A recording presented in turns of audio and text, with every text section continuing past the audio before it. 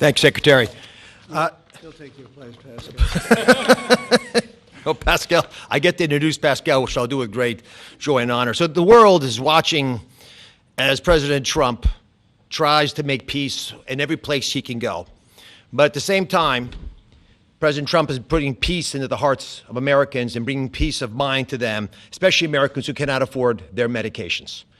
And just to put a number on this, as he releases us from the bondage of paying 3 times more for the exact same product made in the same factory, in the same pill box, in the same instruction manual overseas, rather in this country than we pay overseas, it creates an opportunity for us because, Mr. President, you're turning the art of the deal into the art of the heal. And that is something that you're going to witness today. And it's the second we have more coming, but this is a very important one because I want to set the stage here. And Mr. Secretary, you're too modest. Secretary Kennedy did have a vision to push hard on this. He understood we could give the right medications to the right people at the right time. And there is nothing more maha than giving folks life-saving medications in a timely fashion so you prevent illnesses and treat other ones that have already occurred. You save lives that way. That literally is what was on the line as we began negotiating these. So let's set the stage.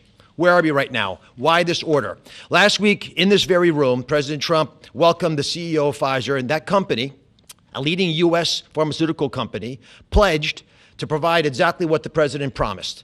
Massive discounts to allow us to have most favored nation drug pricing in this country so we don't allow our people to pay more than folks overseas. And this was unthinkable even 6 months ago, 7 months ago when we came into office. And Americans now have the ability to do that, but we needed to prove it was scalable. So we went to AstraZeneca, which is the leading pharmaceutical company, a leading company in the entire world, but a massive opportunity in this march to MFN, a march to most favored nation drug pricing. And to have this message land clearly, we needed to make sure that the president's demand for fair drug pricing was heard all around the globe. And I actually think the single most powerful tool we had was the president because people take him seriously. And some of the things that they were hearing overseas were alarming them enough that they began to realize the jig was up. So let's talk about the deal specifically. John Brooks, if you could be my Vanna White, please. John back there is Theo, Vince, Heidi were parts of the team. There are other members of the team I'll speak of in a second. So these are the 5 deal points. This is what TrumpRx, by the way, which just launched, TrumpRx.gov, which was a unanimous name, by the way, Mr. President. He was not involved in picking the name, but it was not a difficult one to land on. We thought it had a catchy element to it. All primary care medications sold by AstraZeneca are going to be available on TrumpRx, which means no more gaming, no more middlemen. Starting early next year, when you go to the website, you'll be able to see a marketplace. We're not selling the drugs. We're just making information available to everyone so you go to the right place to buy the right medication. Second, drugs for lung diseases are discounted massively, and that's over here on this line. The president highlighted 650%. They're significant discounts, and these are medications. We just picked the ones for lung disease and one for metabolic syndrome, diabetes, but there are others that are included. We have most favored nation pricing for everyone who is on Medicaid in this country. That's why Governor Youngkin is able to do backflips with his nimble 6'6" physique. Because for governors, this is a massive problem. If Medicaid prices continue going up, it crowds out other social services, which he'll speak to. We also have MFN for all new prescription drugs. Mr. President, by the time this term is done, 95% of all drugs sold in America, branded drugs and generic, will be available at most favored nation drug pricing. Americans are going to benefit if the prices drop abroad. So Secretary Lutnick is going to make sure that if we get better prices for these companies from our partner countries overseas, the American people see those benefits, and there's going to be onshoring of manufacturing. And as has been mentioned, I stood with Governor Youngkin and Pascal Soriot as we broke ground yesterday in Charlottesville, Virginia, in a massive $4 billion facility. That's the hard hat, Mr. President. I know you like construction, so that was all I could bring back. But there was a lot of remarkable energy. And here's what that event really does. It sends a signal. It sends a signal for all countries around the world to stop freeloading off American innovation. It's done. It's not going to happen anymore with this president. And if you aren't picking up your end of the bargain, then you're going to be welcoming a lot of more companies to leave your shores and allow us to welcome them into our shores as they open up manufacturing facilities here. And for all the pharmaceutical companies out there, we're talking to all of you, pick up a shovel. This is a great place to build a facility as AstraZeneca has shown us, and I think it has a wonderful opportunity in the future as well as this country continues to support the innovation Secretary Kennedy spoke about, because we're not compromising that at all. We're just getting fair prices for the American people. To the team, tough negotiations, Mr. President. You know how hard they can be. You can't get there without world-class negotiators, and we are blessed by individuals to work with the AstraZeneca team who are killers, head-to-head. And why? Because talented people out of the private sector are coming into government to serve this president in a generational opportunity that they feel in their heart will make a difference. John Brooks is part of that team, Chris Klump, Inma Hernandez, numerous other folks contributed as well. But we're open for business, and if you want a great position and a patriot like the folks who negotiated these deals, please consider coming with us, because the president has made it clear that you will make a difference in government. Finally, I want to thank Pascal Sériot.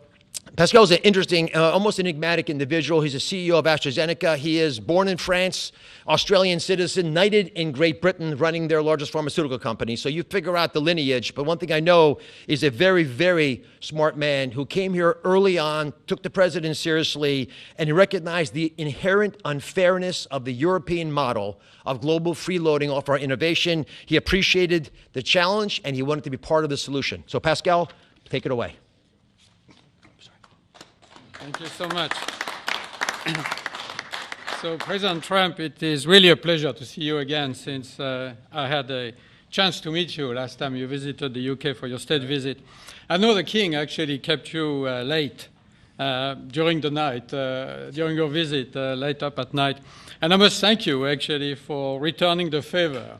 I can tell you, you've kept me up at night, and my team as well. But it has been really worth it. It's been worth it because today I'm really excited to announce AstraZeneca's commitment to your vision for a healthy America. Great leadership is about having an ambitious vision that can energize people, and you appoint a very talented team that can deliver on this. Your vision is exactly that.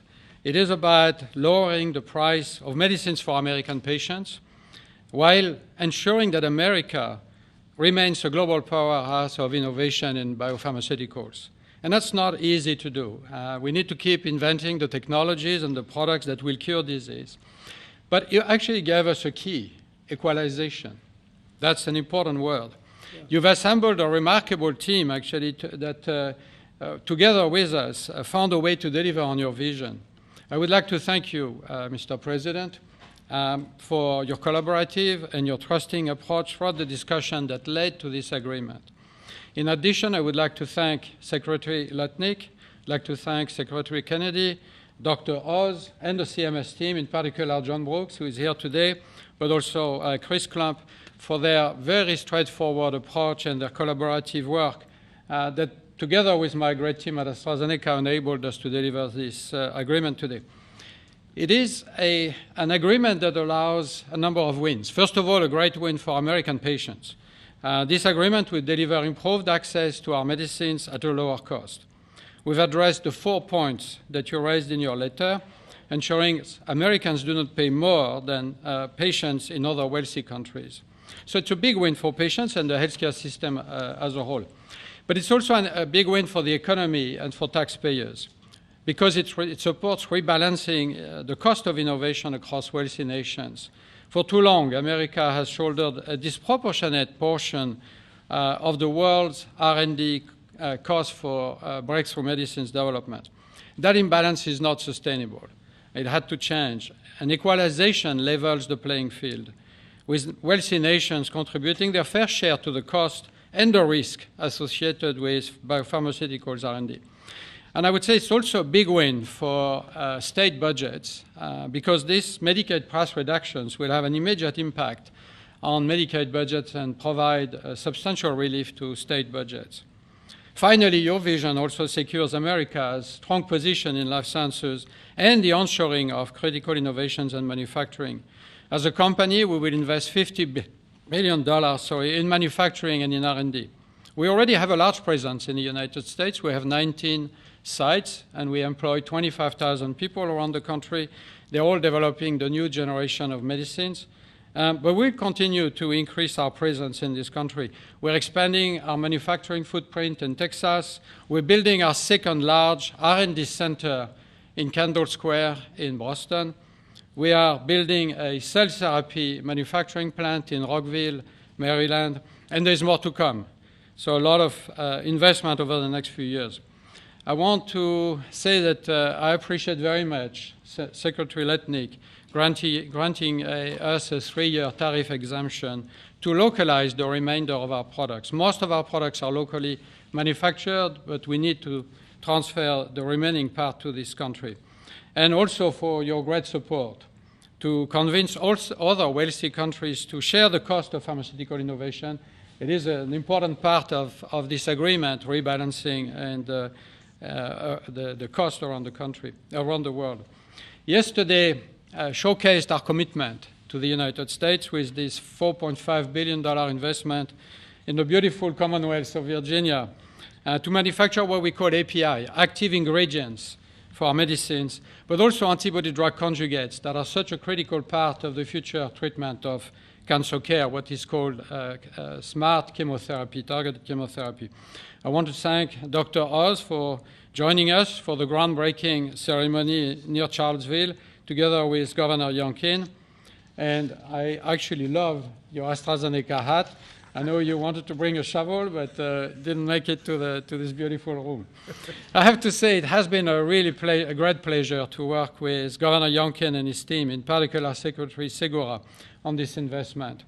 Like you, President Trump, they are deal makers that move at the speed of business. And it's very important for us company to be able to work with people who understand who we are and move very fast.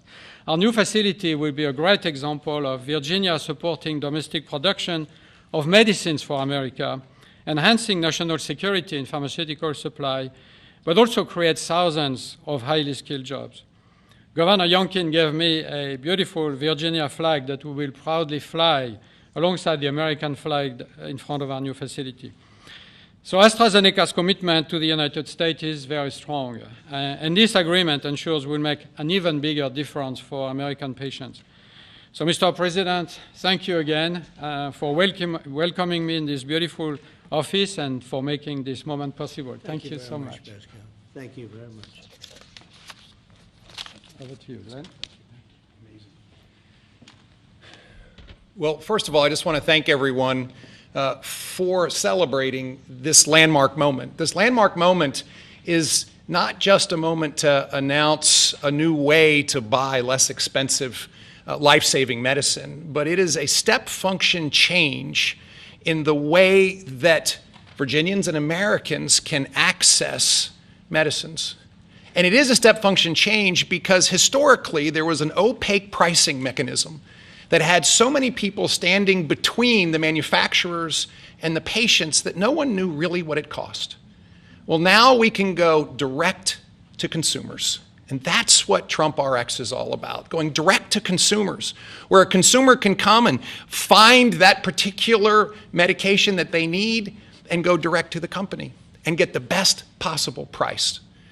Second of all, the most favored nation clause is a groundbreaking moment. It's a groundbreaking moment because, as you've heard, that American customers have been paying 3, 4, 5 times what international customers have been paying. That is just not fair. And Mr. President, I want to thank you for simply recognizing that America must come first. And Americans deserve the best pricing, not the worst. It changes everything for a state. In Virginia, we have $1.5 billion a year of pharmaceutical expenditure under our Medicaid plan. $1.5 billion a year. We save 10%, 20%, 30%. All of a sudden, 150, 300 million, 450 million in savings can be realized by a state. Now, I firmly believe that's the people's money, and it should go back in tax relief. But think about the change that that enables for a state as they manage their health care expenditures. Finally, Mr. President, you have driven a reshoring of critical supply chains that no one thought could happen. The industries that everyone thought were lost are now coming home, and with pharmaceutical manufacturing and active pharmaceutical ingredients particularly coming back to America, it changes everything. It's an economic moment for us. Yes, $4.5 billion into the Virginia economy, and that will in fact translate into $3 or $4 of extra economic impact for every dollar that is spent, 3,600 great paying jobs. But it's even more than that.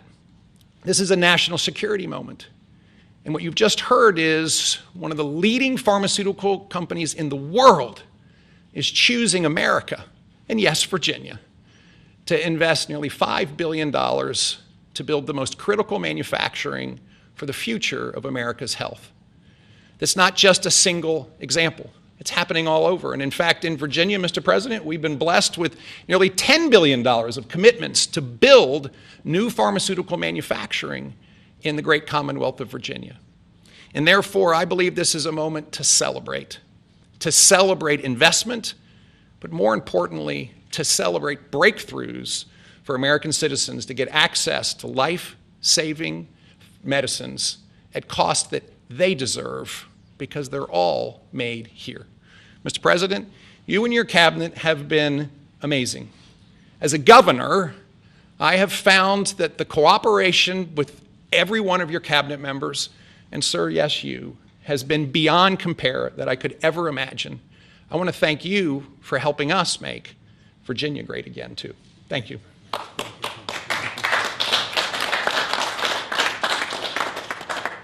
So we have, at this moment, I think we just cracked $18 trillion in commitments and investments in our country. As an example, the last administration was far less than $1 trillion for 4 years. We're at plus $18 trillion for 8 months. There's never been anything like it in history, in any country, anywhere in the world. So that's great. But maybe for purposes of this, more importantly, we're going to bring drug prices down at numbers that nobody ever thought possible, Glenn. I think nobody ever even thought it was possible. So we're going to be doing a lot of business, but we're going to be also numbers that when you're 2, 3, 4, 500% less. I just noticed one of them over here, 654% discount. 654. The laggard is 98%, right? 9, is that what? Wow, it's 96, 230%, but 654, and we have some that top that by a lot. So it's really going to be incredible, and that's going to be so good for Medicaid and Medicare and everything. Frankly, for your life, it's going to be so good. So nobody ever thought they were going to see. And don't let Democrats take the credit because they'll try. They'll say, "Oh, we worked so hard," and they didn't work hard. They did. They obstructed. They actually did the opposite. So that's really more important than even the tremendous investments being made in our country. But think of it, we cracked 18 trillion with a T, trillion dollars. And frankly, 1 trillion for 4 years wasn't that bad. He did less than a trillion, but we did that in a period of 8 months. So it's pretty record shattering by many trillions of dollars. Any country, no matter what country you're talking about, nobody's done numbers like that. So thank you all for being here. Do you want to have a couple of questions? Yeah, please. Mr. President, one on this, if I could, and one on China, if I may. Okay. First on this, could you have brought these pharmaceutical companies to the table without that 100% tariff that you imposed? Well, it's not 100%. You're talking about China might be 100%. No, I'm talking about the 100% you imposed on pharmaceuticals for that sector. I would never have been able to bring them. Now, I'm not sure that Pascal would like to say, but behind the scenes he did say tariffs were a big reason he came here, and also the fact he loved Virginia. He liked this guy. He liked me. I think the November 5th election was a very important date. We had a good election, and that was important. But yeah, he's here. A lot of. I can speak for almost everybody that's here. Most of them are here because of tariffs, because you have to understand he has no tariffs. If you build in this country, there are no tariffs. So. I'm going to ask you about China, if I could.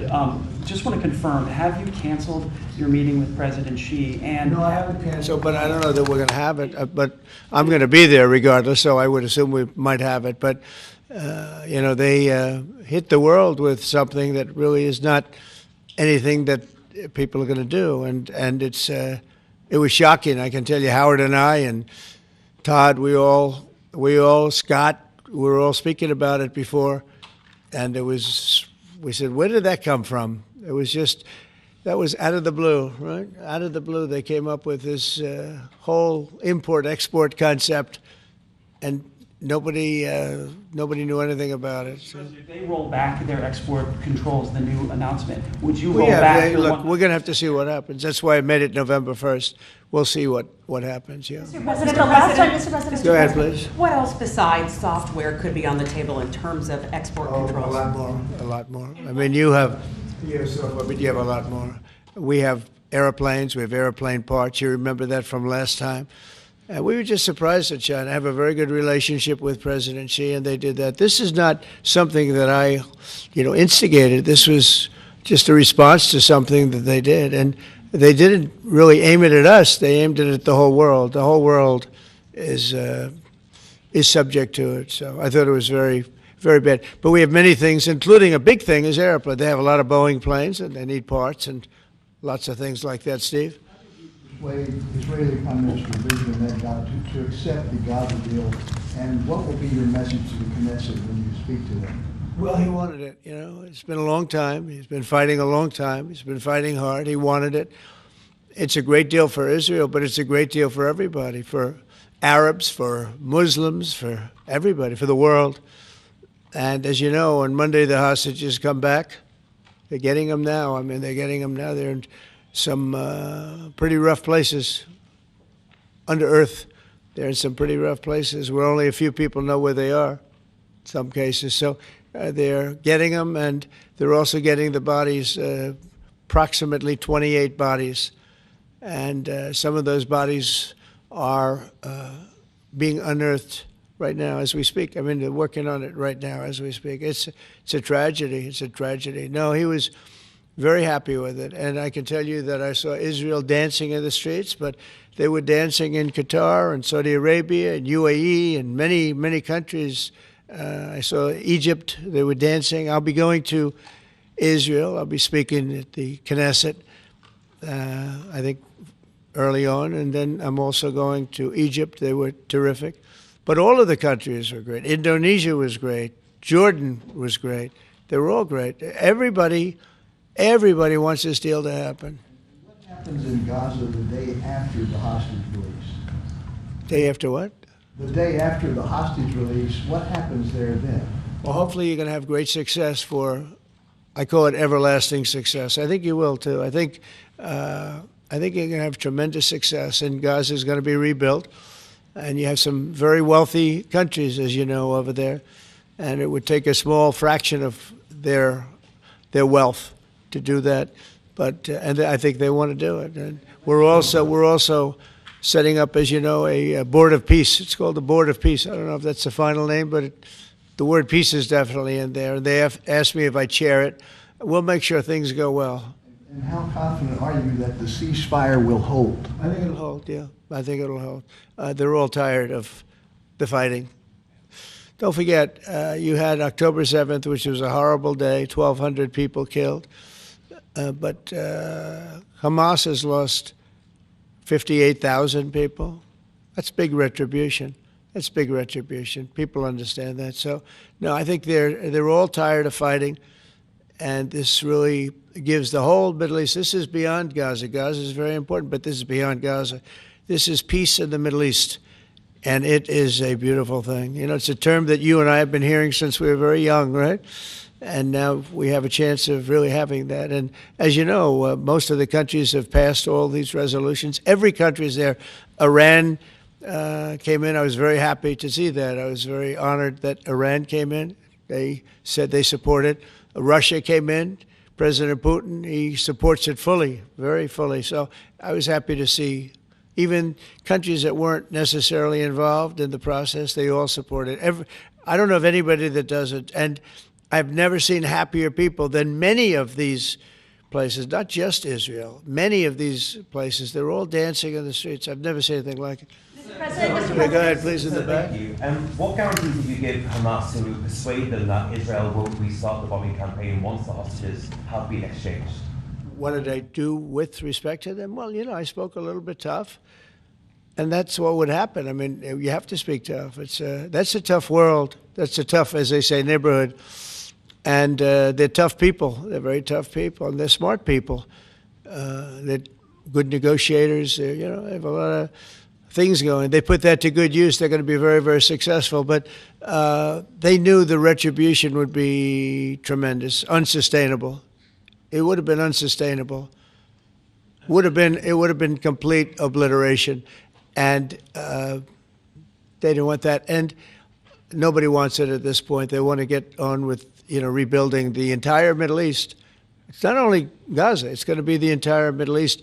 They're going to be able to live in peace. Now, we have some little hot spots, but they're very small. You know the ones I'm talking about. They're very small. They'll be very easy to put out. Those fires are going to be put out very quickly. Yes, ma'am. Thank you, Mr. President.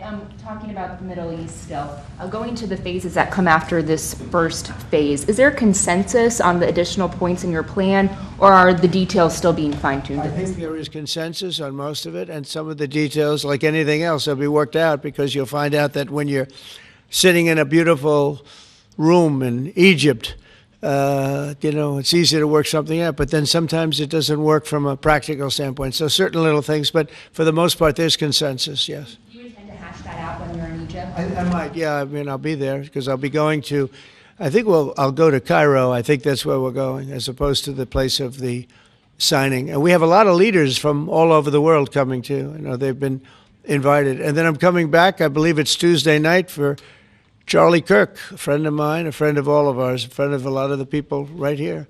And we're giving him the Presidential Medal of Freedom, which is the highest honor you get outside of the Congressional Medal of Honor. One's military, one's civilian, but it's the greatest honor. And Erica's beautiful wife is going to be here, and a lot of people are going to be here. So, it's not easy for me to get back. It's a very quick trip, but I'll be making 2 major stops, and then I'll be on the plane trying to get back in time for Charlie. They're going to have a great celebration at the White House, in the East Room of the White House. Mr. President?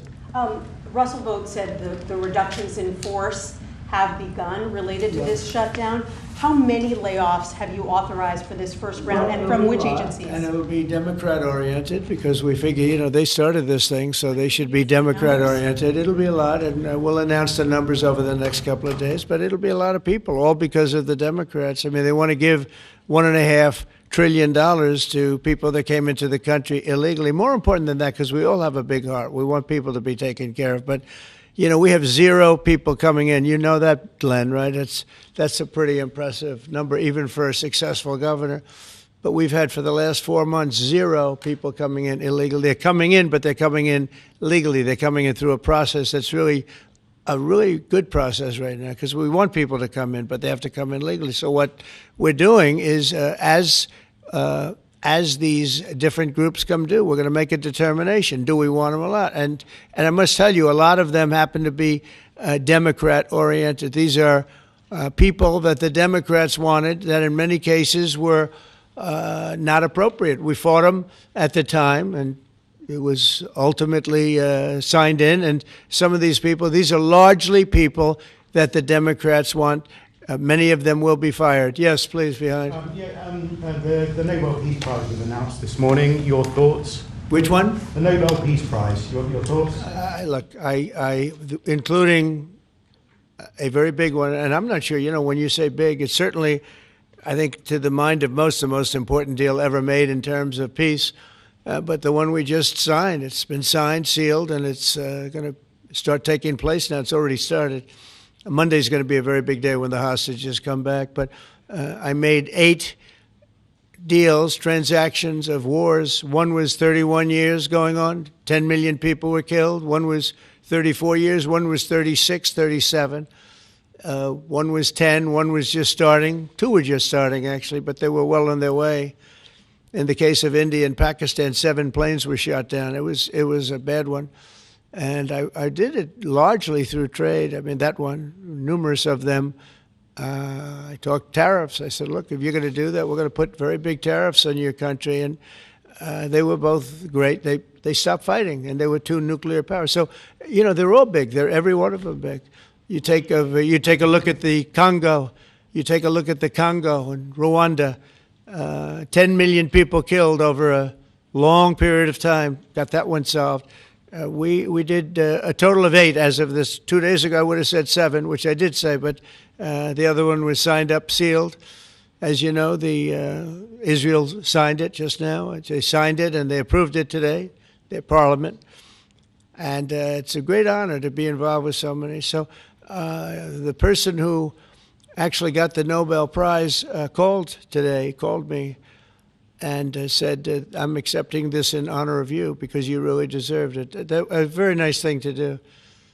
I didn't say then give it to me though. I think she might have. She was very nice, and I've been helping her along the way. They need a lot of help in Venezuela. It's a basic disaster. So, and you could also say it was given out for 24, and I was running for office in 24. All of the transactions that we did in terms of closing, but there are those that say we did so much that they should have done it, but I'm happy because I saved millions of lives, many millions of lives. And speaking of somebody that saves lives, don't ever play golf with it because Keegan Bradley just walked in, one of the greatest golfers in the world, the captain of the Ryder Cup.